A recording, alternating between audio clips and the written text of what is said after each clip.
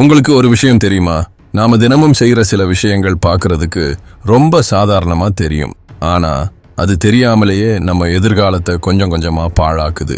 உங்க வாழ்க்கையில உண்மையாவே முன்னேறணும்னு நினைச்சீங்கன்னா ஒரு 4 பழக்கத்தை இப்பவே விட்டுடணும். பார்க்க சாதாரணமாக தெரிகிற அந்த பழக்கங்களை பத்தி தான் இன்னைக்கு பார்க்க போறோம். இதுல 3ஆவதா சொல்ற விஷயம் உங்களையே அசர வைக்கும். அதனால கவனமா கேளுங்க.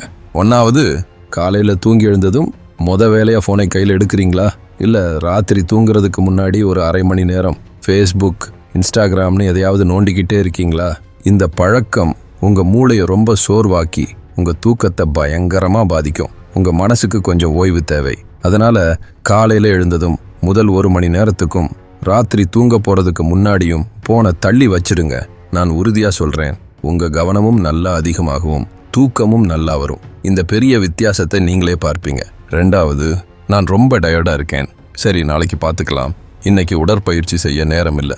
இந்த மாதிரி சாக்கு போக்கு எல்லாமே நீங்க சொல்றதுண்டா?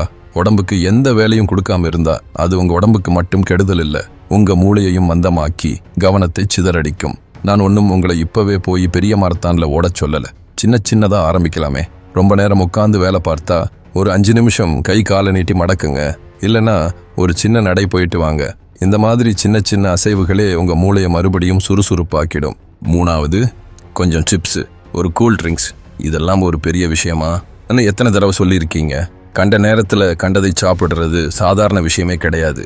ஒரு சூப்பரான பைக்குக்குள்ள மட்டமான பெட்ரோல் ஊத்தினா அது ஒழுங்கா ஓடுமா? யோசிச்சு பாருங்க. அதே மாதிரி தாங்க நம்ம உடம்பும். 80க்கு 20ன்னு ஒரு கணக்கு வச்சுக்கோங்க. அதாவது 100க்கு 80 தடவை நல்ல சத்தான சாப்பாட்டை சாப்பிடுங்க.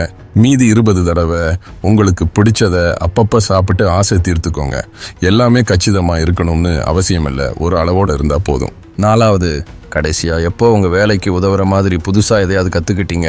இது வெறும் சம்பளத்தை ஏத்துறதுக்கு மட்டும் இல்லைங்க, உங்க மூளையை சுறுசுறுப்பாகவும் இளமையாகவும் வச்சுக்கிறதுக்கும் தான். தினமும் ஒரு 20 நிமிஷமாவது ஒதுக்கி உங்க சம்பளத்தை உயர்த்துற மாதிரியோ இல்ல உங்க வாழ்க்கையை முன்னேற்றுற மாதிரியோ ஒரு புது திறமையை கத்துக்கோங்க.